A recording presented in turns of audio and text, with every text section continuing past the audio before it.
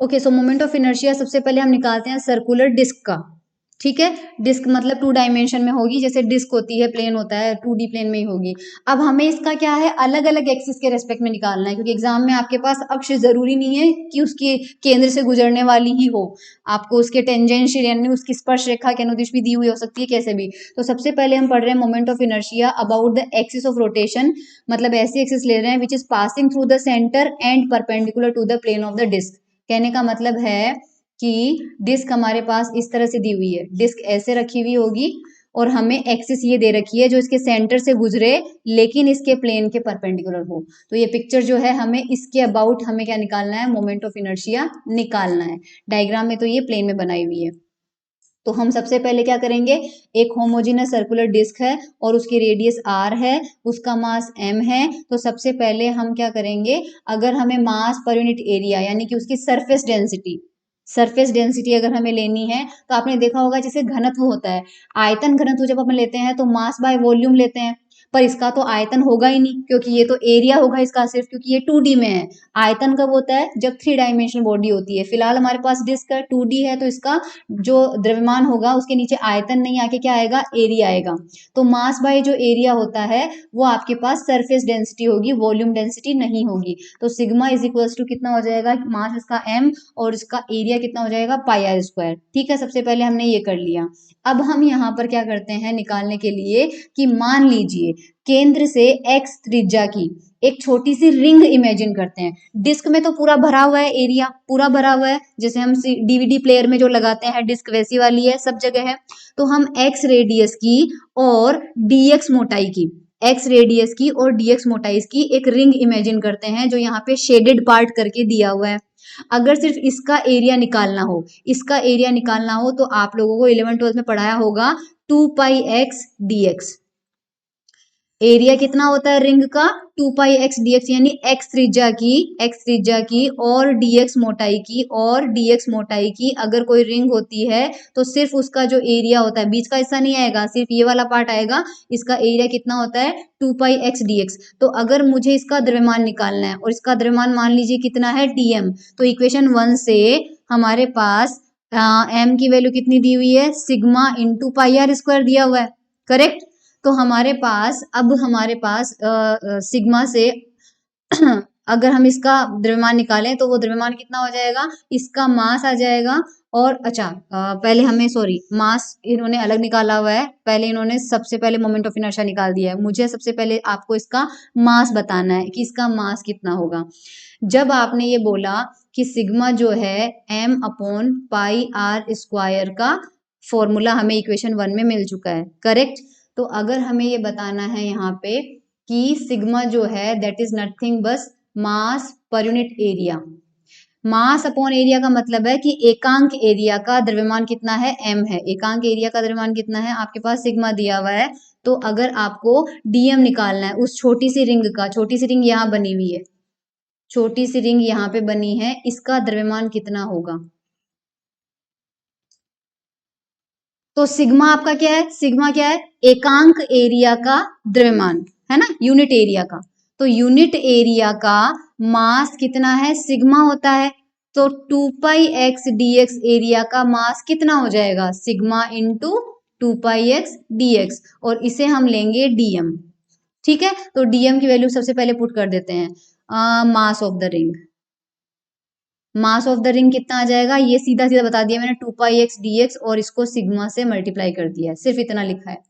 अब हम क्या करते हैं, इस रिंग का मोमेंट ऑफ इनर्शिया लेते हैं, इस रिंग का मोमेंट ऑफ इनर्शिया लेते हैं। तो इसके हर पार्टिकल की परपेंडिकुलर डिस्टेंस कितनी है, x x x, और इसका पूरे का मास कितना है dm।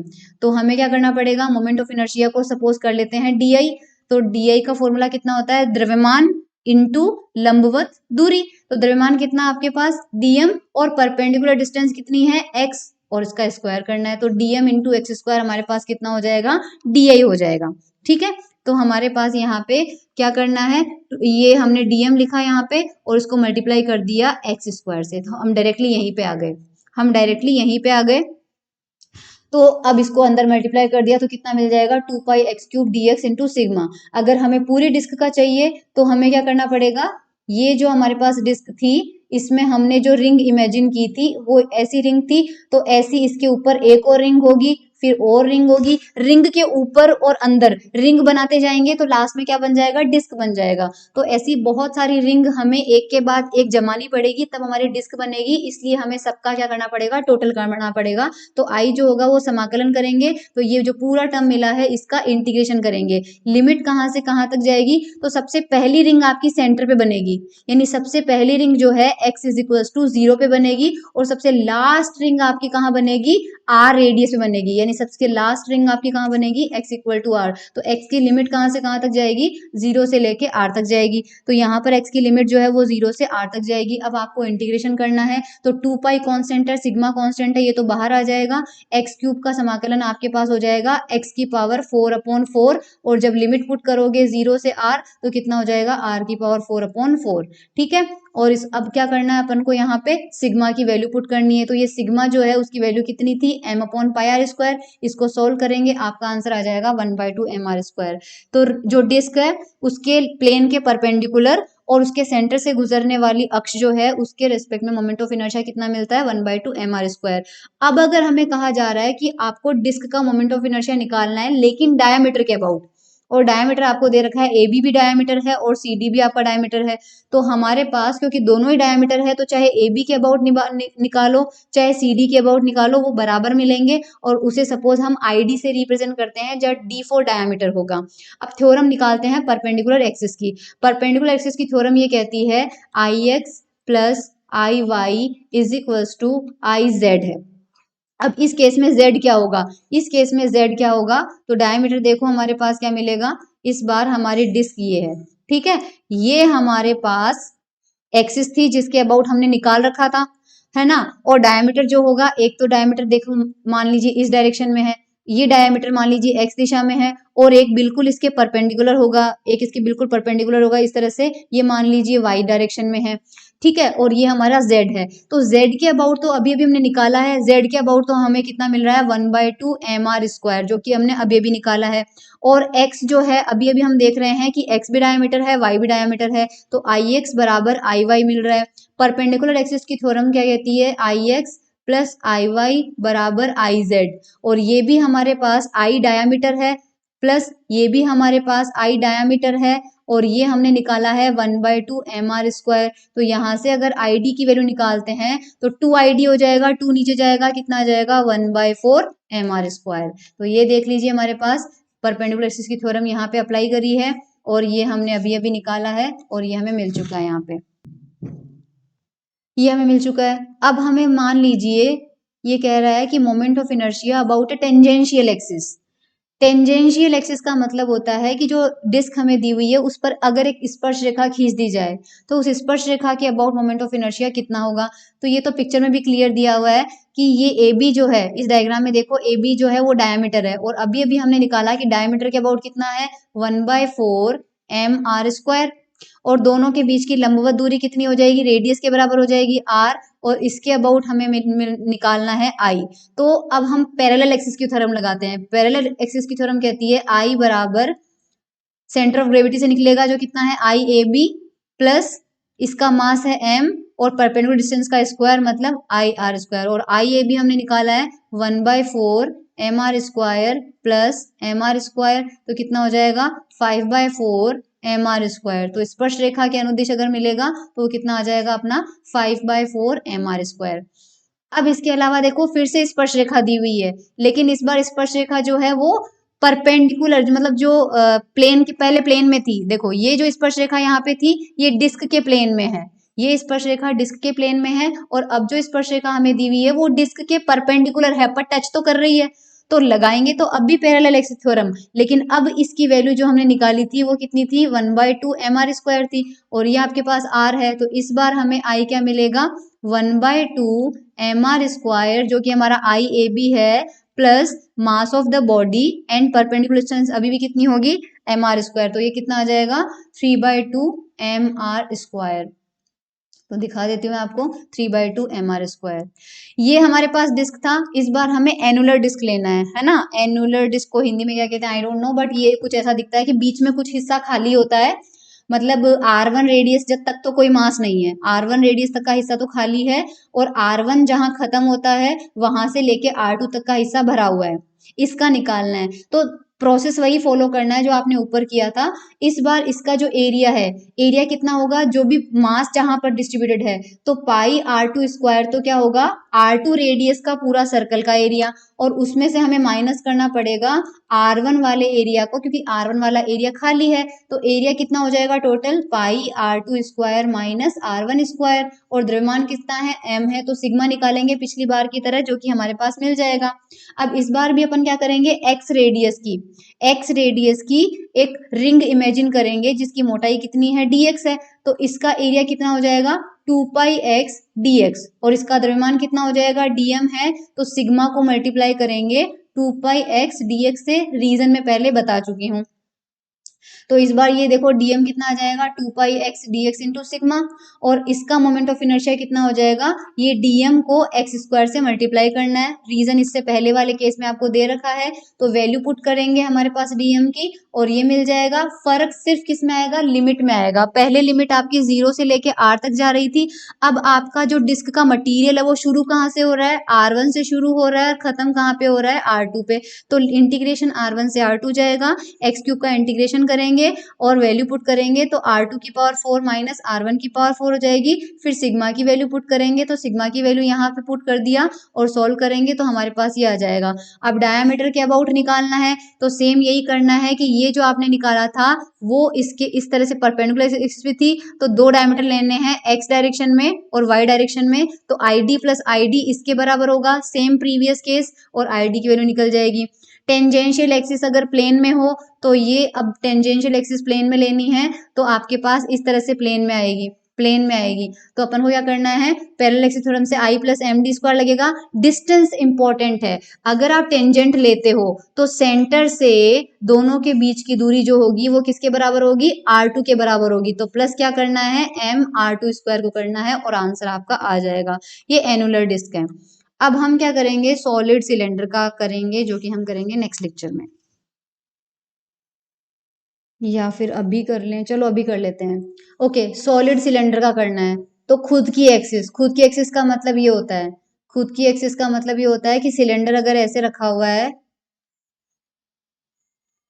और तो एक्सिस जो है वो इसके सेंटर से गुजरेगी और इसके इस सर्कुलर एरिया के परपेंडिकुलर होगी और इसके अंदर से गुजर के और ऐसे जाएगी, तो इस एक्सिस के अबाउट हमें मोमेंट ऑफ इनर्शिया निकालना है। ठीक है, तो चलिए चलते हैं। तो डायग्राम आपके पास कुछ इस तरह से दे रखा है और एक्सिस दे रखी है z प्राइम, और हमें इसके अबाउट मोमेंट ऑफ इनर्शिया निकालना है, और सॉलिड है यानी कि अंदर पूरा मटेरियल भरा हुआ है। तो सबसे पहले हम क्या करेंगे कि यहाँ पर बीच में एक डिस्क इमेजिन करेंगे, क्योंकि अगर आप सिलेंडर को छोटे छोटे टुकड़ों में परपेंडिकुलर काटते रहोगे तो एक डिस्क के ऊपर दूसरी डिस्क लगाई, तीसरी डिस्क लगाई, चौथी डिस्क, बहुत सारे डिस्क लगा देंगे तभी तो सिलेंडर बनेगा। तो बीच में से हमने एक डीएम द्रव्यमान की डिस्क काट ली, और इस डिस्क का z प्राइम अक्ष के सापेक्ष अगर हमें मोमेंट ऑफ इनर्शिया लेना है, तो ये डिस्क ऐसे बनी हुई है, ठीक है, पूरी डिस्क है, और एक्सिस ऐसे है, जो कि हम निकाल चुके हैं। ये सेम केस है कि अगर डिस्क आपके पास ऐसी होती और उसके बिल्कुल परपेंडिकुलर एक्सिस होता, तो इसके अबाउट मोमेंट ऑफ इनर्शिया हम निकाल चुके हैं। वो कितना आया था, 1/2 mr स्क्वायर। आप बैक करके डिस्क का सबसे फर्स्ट वाला केस देखना। लेकिन इस बार डिस्क का द्रव्यमान कितना है, dm है, तो डी जो होगा वो कितना हो जाएगा, 1/2 dm r स्क्वायर हो जाएगा। अब हम क्या करेंगे, पूरा या तो इंटीग्रेशन कर दो या समेशन कर दो, तो 1/2 रहेगा, सब डिस्क की रेडियस कितनी रहेगी, r ही रहेगी, तो r भी कांस्टेंट, 1/2 भी कांस्टेंट, dm की जगह समेशन लग जाएगा या इंटीग्रेशन लग जाएगा, तो वो 1/2 आ जाएगा। यानी कि सॉलिड सिलेंडर का और डिस्क का मोमेंट ऑफ इनर्शिया जो उसके प्लेन के परपेंडिकुलर एक्सिस होती है उसमें सेम मिलता है। ठीक है, दूसरी एक्सिस कौन सी है, about an axis passing through its centre of मास, यानी सेंटर ऑफ मास से तो गुजरेगी लेकिन परपेंडिकुलर टू इट्स लेंथ के परपेंडिकुलर है, यानी कि इस बार ये लेंथ है इसकी, तो इसका सेंटर ऑफ मास मान लीजिए यहाँ पे है, तो इस बार आपके पास एक्सिस ये है जो सेंटर ऑफ मास से गुजरे लेकिन लेंथ के परपेंडिकुलर हो, तो इस एक्सिस के अबाउट हमें आई निकालना है। ठीक है, तो पिक्चर में दिखाती हूँ। इस बार हमें z और जेड प्राइम ये दी हुई है और इसके अबाउट हमें निकालना पड़ेगा। तो सबसे पहले हम क्या करते हैं, डेंसिटी ऑफ द सिलेंडर लेते हैं। इस बार क्योंकि 3 डायमेंशन होता है सिलेंडर, तो मास बाय वॉल्यूम लेंगे और हमें पता है सिलेंडर का आयतन होता है पाई आर स्क्वायर एच। हमारे पास मान लीजिए एल लेंथ का सिलेंडर है तो मास हो जाएगा एम और पाई आर स्क्वायर एल आ जाएगा। ठीक है, अब हम यहाँ पे क्या करेंगे, सेंटर से एक्स दूरी पर, ये एक्स दूरी पर, सेंटर से एक्स दूरी पर एक डिस्क लेते हैं और उस डिस्क की मोटाई कितनी है, dx है। ध्यान रहे कि डिस्क इस बार डिस्क है, इस बार हमारे पास इस तरह से पूरी भरी हुई डिस्क है और उसकी इस तरह से मोटाई भी है, कुछ उसकी मोटाई भी है और मोटाई कितनी है, dx। तो अगेन ये भी एक छोटा सा सिलेंडर ही हो गया, तो इसका आयतन मुझे निकालना है, तो इसका एरिया कितना हो जाएगा, रेडियस में इसकी आर है तो पाई आर स्क्वायर और इसकी ऊंचाई कितनी है, dx है। तो वॉल्यूम यहाँ पे ये वाला फॉर्मूला लगाएंगे पाई आर स्क्वायर एच, बस इस बार एच की जगह क्या आ जाएगा, dx, तो पाई आर स्क्वायर इंटू dx। ये आयतन हो जाएगा किसका, हमारी डिस्क का आयतन हो जाएगा। तो अगर हमारी डिस्क का आयतन हो जाएगा तो डेंसिटी ऑफ द सिलेंडर, मान लीजिए मैं अगर इसको रो से डिनोट करती हूँ, तो मास बाय वॉल्यूम का मतलब ये है कि एकांक आयतन का द्रव्यमान कितना है, रो।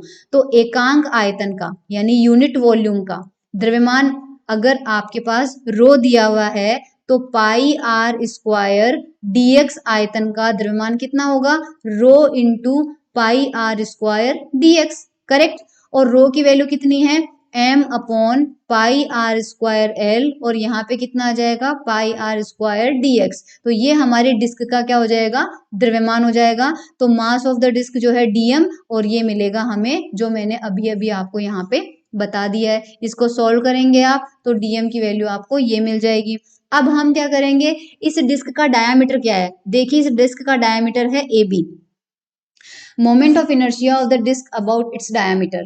और हम डिस्क जो है, डिस्क का खुद के डायामीटर के अबाउट हम मोमेंट ऑफ इनर्शिया निकाल चुके हैं, वो होता है 1/2 mr स्क्वायर। लेकिन डिस्क का द्रव्यमान कितना है हमारा, dm है। तो डिस्क के अबाउट डायामीटर कितना दिया हुआ है, यहाँ पे ab दिया हुआ है 1/4 dm आ जाएगा और r स्क्वायर आ जाएगा। dm की वैल्यू यहाँ पे पुट करेंगे तो हमें ये मिल जाएगा।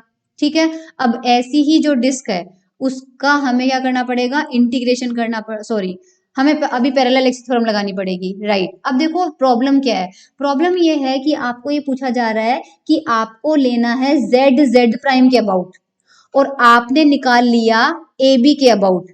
तो ab के अबाउट अगर आपने निकाल लिया और z प्राइम के अबाउट निकालना है तो कौन सी थ्योरम लगेगी, पैरेलल एक्सिस की थ्योरम लगेगी।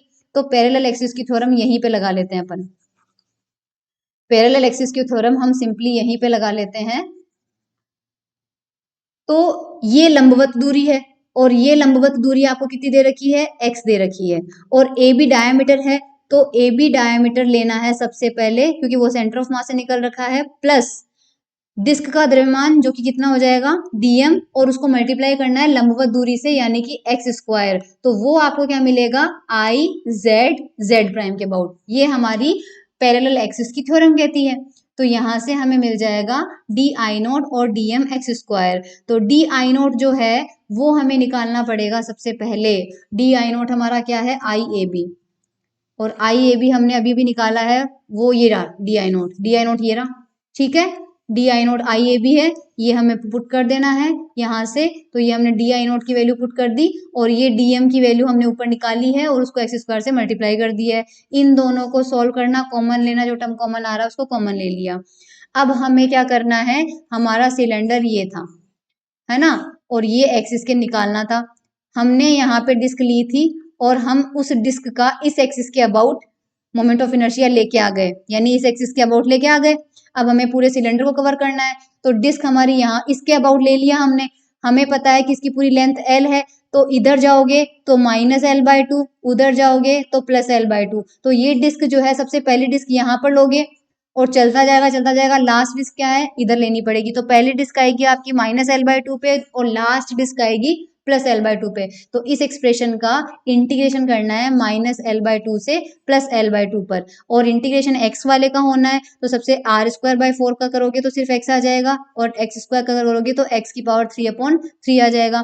लिमिट पहले l/2 पुट करोगे तो ये आ जाएगा, फिर -l/2 पुट करोगे तो ये आ जाएगा, एलसीएम लेके सॉल्व करोगे तो आंसर ये आ जाएगा। अब हमें यहाँ पे क्या करना है, about a diameter of the end face. And face का डायमीटर लेना है, मतलब ये पी क्यू, एंड फेस ये है और इसका भी डायमीटर लेना है। तो आपने जेड जेड प्राइम के अबाउट निकाला और ये जो दूरी है वो परपेंडिकुलर कितनी है, L/2 है। तो सिंपली क्या करना है, आई पी क्यू जो है वो किसके बराबर होगा, पैरेलल एक्सिस थ्योरम से I Z Z prime plus mass of the cylinder जो भी उसका होगा m, और यहाँ पर जो डिस्टेंस होगी वो कितनी दी हुई है, L/2 और उसका स्क्वायर आ जाएगा। तो ये हम यहाँ पर ले लेते हैं। तो यस, ये हमारे पास हो जाएगा, ये रहा करेक्ट। डिस्टेंस हमारे पास कितनी है, L/2 है, आई जेड जेड प्राइम अभी अभी निकाला है, और एम L/4 ये आ गया हमारा एंड फेस का आ गया। इसी तरह से हमें होलो सिलेंडर का करना है। होलो सिलेंडर के अंदर वही सेम जो डिस्क आपने करी थी ना R1 R2 वाली, कि R1 तक तो खाली है और R1 से R2 तक भरा हुआ है, अब वैसा सिलेंडर है। होलो का मतलब पूरा खाली नहीं है, उसका मतलब है कि R1 रेडियस तक का पोर्शन खाली होगा, पाइप जो होगा उस तरह में R1 रेडियस तक का खाली होगा, फिर R2 होगा। तो ये मैं आप पर छोड़ रही हूँ, सेम आपको यही करना है। होलो सिलेंडर का आपके पास बस ये एक वाला कर लेना। अच्छा, सारे एक्सेस दिए हुए हैं, समझाना ही पड़ेगा। तो ये देख लीजिए, सिलेंडर हमारे पास इस तरह से होगा, अंदर वाली रेडियस R1 है, बाहर वाली रेडियस R2 है। तो पहले डिस्क आपको यहाँ पर इमेजिन करनी है x और dx थिकनेस की। तो सबसे पहले हम होलो सिलेंडर के अंदर जो एनुलर डिस्क किया था, एनुलर डिस्क का किया था खुद की एक्सिस के अबाउट, तो वो हमें मिला था 1/2m R2 square plus R1 square, disc में मिला था। अब m की जगह कितना आ जाएगा, एक डिस्क लेंगे तो कितना आ जाएगा, dm आ जाएगा। ठीक है, तो यहाँ पर अपने पास सब कुछ कांस्टेंट है, dm की जगह m आ जाएगा, तो सेम आंसर वही आ जाएगा जो डिस्क का आ जाएगा। About an axis passing through its centre of mass and perpendicular to its length, length के परपेंडिकुलर अगर अपन को करना है तो सेम यही करना है हमें, कि डिस्क का वॉल्यूम जब अपन ने लिया था, ये देखिए इस डिस्क का आयतन लेना है। तो इस डिस्क का आयतन अगर अपन लेंगे तो सबसे पहले क्या करेंगे, ये डिस्क इस तरह से दी हुई है अपन को, ये डिस्क इस तरह से माननी है अपन ने।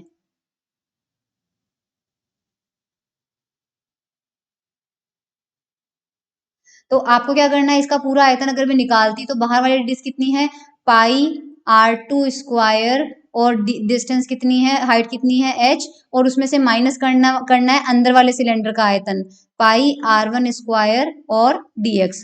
तो हमें जो डिस्क मिली है उसका आयतन कितना होगा, पाई R2 square minus R1 square into dx। Density हम लेंगे तो मास बाय वॉल्यूम आएगा, और पूरा सिलेंडर का वॉल्यूम जो है वो R2 minus R1 square into L आएगा। सेम रो अपन ने ली है। मास ऑफ द डिस्क आप निकालेंगे तो सेम जैसे मैंने रो से मल्टीप्लाई किया था, इसको रो से मल्टीप्लाई करना है, और रो आपका ये रहा, तो आपके पास ये आंसर आ जाएगा, डीएम आपके पास ये आ जाएगा। और फिर आपको कुछ नहीं करना है, सिर्फ ओजेड के अबाउट निकालना है। आई थिंक ये अब आप लोग खुद कर सकते हैं जैसे मैंने पहले बताया है। तो डी आई नोट आपके पास आ जाएगा और ये आपके पास आ जाएगा। पैरेलल एक्सिस थ्योरम भी आपको लगानी है तो आपको सेम टू सेम ये मिल जाएगा। So I am not explaining this, क्योंकि ये अब आप कर सकते हैं। स्फेरिकल शेल का कर लेते हैं। स्फेरिकल शेल का थोड़ा सा आपके लिए डिफिकल्ट हो सकता है। टेंजेंशियल आएगा, सॉलिड स्फेयर आएगा, दो बच रहे हैं हमारे पास, है ना, तो दो को कंप्लीट कर ही लेते हैं। चलिए, इस बार हमारे पास आ रहा है स्फेरिकल शेल। स्फेरिकल शेल का मतलब है कि खाली है हमारे पास, होलो नहीं है। होलो होता तो R1 R2 रेडियस का कंसेप्ट आता। स्फेरिकल शेल है तो केवल बाहर की लेयर है। तो बचपन में हम प्लास्टिक की बॉल से क्रिकेट खेलते थे, उसमें केवल बाहर बाहर प्लास्टिक की लेयर होती थी, अंदर कुछ नहीं होता था। तो इसी तरह से हमें ये स्फेरिकल शेल दी हुई है। सबसे पहले अब ये 3 डायमेंशन है, तो अबाउट अ डायामीटर, तो जो डायामीटर हम लेंगे तो डायामीटर यहाँ पे क्या है, ए बी भी डायामीटर है, और अगर ये वर्टिकल हो तो ये भी डायामीटर है। ठीक है, तो हम क्या करेंगे, इस स्फेरिकल शेल को यहाँ से काटेंगे। एक प्लेन काटते हैं CD पे और एक प्लेन काटते हैं हम यहाँ EF पे। तो दोनों के बीच का जो हिस्सा होगा वो एक रिंग के जैसा होगा। रिंग के जैसा क्यों होगा, क्योंकि देखो स्फेरिकल शेल ये है, ठीक है। जैसे ही आप यहाँ से काटेंगे और यहाँ से काटेंगे, अब 3 डायमेंशन में इमेजिन करो, प्लास्टिक की बॉल आपने ली है, उसका साइड से एक प्लेन काट दो, 2 प्लेन काट दो और बीच का हिस्सा निकालो, तो बीच का हिस्सा आपको इस तरह की रिंग ही तो मिलेगी। बीच का हिस्सा जो है आपको जब काट के अलग करोगी तो रिंग ही मिलेगी। तो बेसिकली दिस इज नथिंग, ये प्लेन में इस तरह से दिख रहा है वर्टिकल, बट ये है क्या, सर्कुलर है, ये सर्कुलर रिंग के जैसा आपको दिखाई देगा। और यहाँ पे मान लीजिए इसका ओ है, यहाँ पे पॉइंट अपन ओ लेते हैं, तो ये अपन ने शेडेड वाला जो पार्ट है ये अपन ने एक रिंग ले ली है, और ये रिंग जो है वो सेंटर ऑफ मास से x दूरी पर है, और इसकी मोटाई मान लीजिए कितनी है, यहाँ पे dx है, इसकी जो मोटाई है वो कितनी है आपके पास, dx है। अब सबसे पहले यहाँ पर अपन को चलना है surface area of spherical shell. पूरे स्फेरिकल शेल का सरफेस एरिया आपने ज्योमेट्री में पढ़ा होगा 4πr² होता है। इसका अगर सिग्मा निकालेंगे तो सिग्मा कितना हो जाएगा, सरफेस एरिया निकाल रहे हैं, मास पर यूनिट सरफेस एरिया, तो मास अपॉन सरफेस एरिया आ जाएगा। ठीक है, जो रिंग हमने काटी है उस रिंग का सरफेस एरिया निकालना है, तो हमें पता है कितना होता है, 2πx dx होता है, लेकिन रेडियस और मोटाई दोनों हमें निकालने पड़ेंगे। तो दोनों मैं आपको बता देती हूँ कि ये जो आपने निकाला है एरिया, यहाँ पे जो रिंग निकाली है इसकी रेडियस क्या होगी, इसकी रेडियस ये होगी, ये इसका सेंटर होगा ओ प्राइम, और यहाँ से ऊपर तक इसको मिलाओगे तो this will be the radius. थोड़ा सा आपको 3D में इमेजिन करना है कि अगर ये सरफेस अगर ये स्फेयर इस तरह से है तो इसको काटोगे तो यहाँ पर काटने से इस तरह से रिंग बनेगी आपके पास, है ना, इस तरह से रिंग बनेगी, और इसकी रेडियस होगी ये वाली, इसकी रेडियस होगी ये वाली। ठीक है, और इसका सेंटर हमारे पास यहाँ है। तो अब आप ये समझ जाइएगा कि मैंने वर्टिकल वैल्यू क्यों ली। अब यहाँ से यहाँ तक की डिस्टेंस देखिए एक बार, आर है, यहाँ से यहाँ तक की डिस्टेंस आर है। ओके, और मान लीजिए ये एंगल कितना है, थीटा है, तो ये आपके पास हो जाएगा आर कॉस थीटा, और ये वर्टिकल डिस्टेंस कितनी हो जाएगी, आर साइन थीटा। तो ये जो रिंग आपको मिली है, ये जो रिंग आपको मिली है इस तरह से, ये यहाँ पे काटने से जो रिंग आपको मिली है उसकी रेडियस कितनी है, आर साइन थीटा। अब उसकी मोटाई हमें देखनी है, तो मोटाई हमें देखनी है, तो मोटाई देखते हैं वापस। मोटाई देखने के लिए फिर से आ जाओ, ये सेंटर है, और यहाँ पे आपने काटा था एक प्लेन, यहाँ पे काटा था, और एक प्लेन आपने यहाँ पे काटा था, करेक्ट। तो मोटाई ये वाली हो जाएगी, करेक्ट। तो अगर आपके पास इसकी रेडियस है आर, है ना, और मान लीजिए यहाँ पे अपन ने दूसरा हिस्सा किया है, ठीक है, ये एंगल आपका थीटा है, मान लीजिए जो छोटा वाला एंगल बन रहा है वो कितना है, डी थीटा।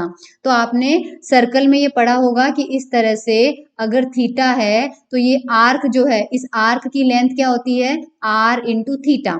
तो यहाँ पर रेडियस क्या है, आर, एंगल कितना है, डी थीटा, तो ये जो दूरी है, ये जो मोटाई है वो कितनी हो जाएगी, आर डी थीटा।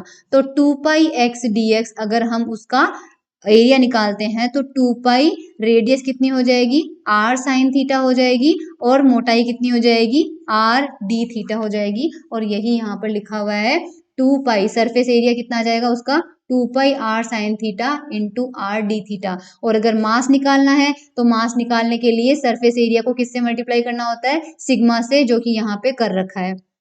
और मोमेंट ऑफ इनर्शिया अगर रिंग का निकालना है तो मोमेंट ऑफ इनर्शिया निकालने के लिए उसका द्रव्यमान और उसकी रेडियस, जो कि हमने रिंग वाले पार्ट में करी है, जब डिस्क का निकाल रहे थे तो सबसे पहले रिंग ही निकाली थी कि कोई भी रिंग होगी हमारे पास इस तरह से, और उसके अबाउट निकालना है अपन को, तो कुछ नहीं करना है, उसके मास को उसकी रेडियस से स्क्वायर से मल्टीप्लाई कर देना है। तो मास तो हमने अभी भी निकाला है, ये रहा, और रेडियस हमने निकाली है आर साइन थीटा और उसका स्क्वायर कर दिया, और यहाँ पर सिग्मा की वैल्यू पुट कर दी, और सिग्मा की वैल्यू पुट करने के बाद हमें ये चीज मिल गई, सॉल्व किया, हमें ये आंसर मिल गया।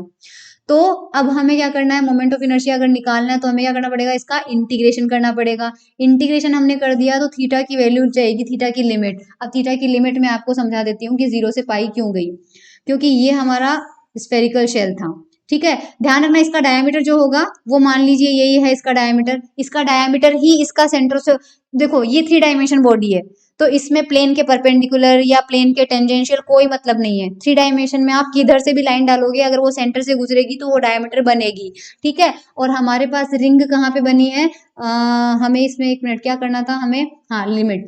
तो यहाँ पे आपने जो रिंग काटी थी, आपने यहाँ पे जो इस तरह से रिंग काटी थी, वो रिंग कितने एंगल पे काटी थी, हॉरिजॉन्टल के रेस्पेक्ट में वो आपने थीटा एंगल पे काटी थी, करेक्ट। इससे भी पहले छोटी सी रिंग अगर और काटते तो थीटा आपका क्या हो जाता, और कम हो जाता। इससे भी पहले सबसे छोटी रिंग कहाँ पे कटेगी, यहाँ पे। हमें पूरा कवर करना है स्फेरिकल शेल को, तो सबसे पहली रिंग हमें यहाँ काटनी है। तो सबसे पहली रिंग जब आप इस बिंदु पे काटोगे तो इस लाइन को और छोटा करते जाओ और छोटा करते जाओ और बिल्कुल इसके ऊपर ले आओ, तो थीटा बराबर 0 पर पहली रिंग कटेगी। लास्ट रिंग क्या होगी, एक रिंग आप यहाँ पे काटोगे, फिर एक रिंग यहाँ पे काटोगे, फिर एक रिंग यहाँ पे काटोगे, तो ये लाइन इस तरह से आती जाएगी, इस तरह से आती जाएगी, लास्ट आपके इस छोर पे कटेगी रिंग। तो इस पर थीटा इज इक्वल टू कितना हो जाएगा, पाई। तो पूरे स्फेरिकल शेल को कवर करने के लिए थीटा की लिमिट जाएगी 0 से पाई। अब साइन क्यूब थीटा को हम क्या करेंगे, दो पार्ट में काटेंगे, एक तो साइन थीटा लिख लेंगे और जो बचा हुआ साइन स्क्वायर थीटा है उसको हमने लिख दिया 1 माइनस कॉस स्क्वायर थीटा। ठीक है, अब हम कॉस थीटा को अगर टी मानते हैं तो माइनस का साइन थीटा डी थीटा कितना हो जाएगा, डी टी हो जाएगा। तो ये रहा साइन थीटा और ये रहा डी थीटा, इसको तो हम लिख सकते हैं क्या, डी टी। और ये हो जाएगा आपका माइनस का आ जाएगा और यहाँ 1 माइनस कॉस स्क्वायर, तो 1 माइनस का टी स्क्वायर आ जाएगा। अब इसका इंटीग्रेशन टी के रिस्पेक्ट में करेंगे। अभी मैं लिमिट की बात नहीं कर रही हूँ, आप इस पे लिमिट मत लगाना एग्जाम में, वापस हम थीटा में कन्वर्ट कर लेंगे तब लिमिट लगा देंगे, अभी नहीं लगाएंगे। तो ये माइनस का टी हो जाएगा 1 का, तो और ये टी स्क्वायर का हो जाएगा टी क्यूब बाई 3 हो जाएगा। इसके बाद आपको क्या करना है, टी की आप वैल्यू पुट कर दीजिए। तो 1/2 एम आर स्क्वायर, आपके पास टी आपने क्या माना था, कॉस थीटा, तो माइनस का cos theta plus cos cube theta upon 3 और लिमिट वापस वही पुट कर दीजिए 0 से लेके पाई तक। तो एक बार यहाँ पे पाई रख दीजिए माइनस, फिर आप 0 रख दीजिए, आपको आंसर मिलेगा 2/3 एम आर स्क्वायर। ठीक है, और अगर आप लिमिट चेंज करना चाहते हैं तो चेंज भी कर लीजिए। आपके पास लिमिट 0 से लेके पाई तक थी, तो जब कॉस थीटा आपके पास थीटा मतलब थीटा जब 0 है तो टी की वैल्यू क्या मिलेगी 1, तो लोअर लिमिट क्या हो गई 1। और जब थीटा पाई है तो टी की वैल्यू क्या मिलेगी -1, तो अपर लिमिट क्या हो जाएगी -1। तो आप टी में ही रहने दीजिए और टी की वैल्यू 1 से -1 करके वैसे भी कर लीजिए। टेंजेंशियल एक्सिस के अबाउट निकालना है, वो बहुत ही आसान हो जाएगा क्योंकि ए बी उसका डायमीटर है जिसका आपने अभी अभी निकाला है, दूरी आर है और टेंजेंशियल एक्सिस पी क्यू है, पैरेलल एक्सिस थ्योरम लगानी है। तो 2/3 को मल्टीप्लाई करना है एम आर स्क्वायर से और आपका आ जाएगा 5/3। अब हमें क्या करना है, सॉलिड स्फेयर का करना है। सॉलिड स्फेयर के अंदर हमारे पास अंदर मटेरियल भी है, तो इस बार अपन क्या करेंगे, अंदर एक स्फेरिकल शेल लेते हैं जिसकी त्रिज्या कितनी है x है और उसकी मोटाई कितनी है dx है। तो सबसे पहले हमारा जो स्फेरिकल शेल है उसका आयतन निकालना है। तो ध्यान रहे स्फेरिकल शेल का आयतन क्या होता है, उसका सरफेस एरिया और उसकी मोटाई को मल्टीप्लाई करने से। सरफेस एरिया कितना होगा 4πx² हो जाएगा और उसकी मोटाई कितनी हो जाएगी dx हो जाएगी। तो आपका जो स्फेरिकल शेल है उसका वॉल्यूम कितना हो जाएगा 4πx² dx और जो पूरा सॉलिड स्फेयर है उसका आयतन कितना हो जाएगा 4/3 πr³ हो जाएगा। और हम यहाँ पर डेंसिटी निकालते हैं तो मास बाय वॉल्यूम होता है, तो मास बाय वॉल्यूम अपन ने निकाल दिया और इसको आप मान लीजिए रो। तो जब अपन स्फेरिकल शेल का मास निकालेंगे तो मैंने आपको बताया है कि 4πx² dx को किससे मल्टीप्लाई करना है, रो से मल्टीप्लाई करना है और रो की वैल्यू पुट करेंगे यहाँ पे, तो ये वाला पार्ट आपको मिल जाएगा और सॉल्व करने से ये आ जाएगा। अभी अभी हमने डायमीटर के अबाउट निकाला है, तो डायमीटर के अबाउट हमें मिला था 2/3 mr²। अब हमारा जो स्फेरिकल शेल है अगर उसका डायमीटर के अबाउट निकालते हैं तो मास लेना पड़ेगा उसका खुद का dm, तो 2/3 dmx² और dm आप यहाँ से निकाल चुके हो, तो dm की वैल्यू यहाँ पे हम पुट कर देंगे, थोड़ा सा सॉल्व कर लेंगे और ऐसे स्फेरिकल शेल की लिमिट कहाँ से कहाँ तक जाएगी। तो पहला स्फेरिकल शेल बिंदु सेंटर पे बनेगा, मतलब x बराबर 0 पर बनेगा और लास्ट x बराबर r पे बनेगा, तो लिमिट 0 से r तक चली जाएगी। तो 0 से r तक ये लिमिट चली गई, इसका इंटीग्रेशन सॉल्व कर लिया और सॉल्व करने से आपका आंसर आ गया 2/5 mr²। टेंजेंशियल एक्सिस लेना है तो पैरेलल एक्सिस थ्योरम लगानी है, 2/5 को mr² से मल्टीप्लाई करके 7/5 आ जाएगा। अब अपन को होलो स्फेयर का करना है, तो होलो स्फेयर के अंदर वही है, r1 रेडियस तक का पार्ट खाली है और r2 रेडियस तक का पार्ट r1 से r2 तक का भरा हुआ है। तो बीच में यहाँ पे स्फेरिकल शेल लेंगे। स्फेरिकल शेल का कंसेप्ट वही रहेगा कि इसका जो वॉल्यूम होगा वो 4πx² dx हो जाएगा। इस बार इन्होंने क्या किया है, r1 r2 ना लेके बाहर वाली रेडियस r ले ली है, अंदर वाली रेडियस स्मॉल r ले ली है। तो होलो स्फेयर का जो वॉल्यूम होगा वो कितना होगा 4/3 pi capital R³ minus small r³ और इसकी जो डेंसिटी होगी वो कितनी होगी, मास अपॉन वॉल्यूम हो जाएगी। और अगर हमें मास निकालना है हमारे स्फेरिकल शेल का तो इसको मल्टीप्लाई करना है डेंसिटी से, जो हम अब तक करते आए हैं। तो सिंपली डेंसिटी से मल्टीप्लाई करेंगे, तो ये लो मल्टीप्लाई कर दिया। मल्टीप्लाई करने से हमारे पास ये आंसर आ जाएगा। और हमें पता है कि स्फेरिकल शेल का डायमीटर के अबाउट कितना होता है, 2/3 m r² होता है। तो 2/3 स्फेरिकल शेल का मास कितना है dm, और उसकी रेडियस कितनी है x²। तो 2/3 dm(x²) आ जाएगा हमारे पास। dm की वैल्यू आपने यहाँ से पुट करनी है, x² एज इट इज रखना है, और लिमिट जाएगी, ध्यान रखना, स्मॉल r से कैपिटल R तक। तो लिमिट को जो है वो आप इंटीग्रेशन करके इसको सॉल्व करेंगे and you will get the answer, और आपके पास ये वाला आंसर आ जाएगा। टेंजेंशियल एक्सिस पे निकालना है, तो इस बार टेंजेंशियल एक्सिस पे निकालने के लिए आपको डायमीटर का पता है, पैरेलल एक्सिस थ्योरम लगाएंगे, और आपका जो स्फेरिकल शेल है उसमें डायमीटर यहाँ पे होता है, टेंजेंशियल एक्सिस यहाँ पे होती है, और आपको दोनों के बीच की दूरी कितनी दी हुई है, कैपिटल R, क्योंकि स्मॉल r से कोई लेना देना नहीं है। तो mr² करोगे और आपके पास आंसर आ जाएगा ये। ठीक है। Kinetic energy of rotation, kinetic energy of rotation, yes yes, ये भी हमें करना है, और बस ये अपन करेंगे नेक्स्ट लेक्चर में। आज हमने मोमेंट ऑफ इनर्शिया वाला पार्ट कंप्लीट किया। Thank you.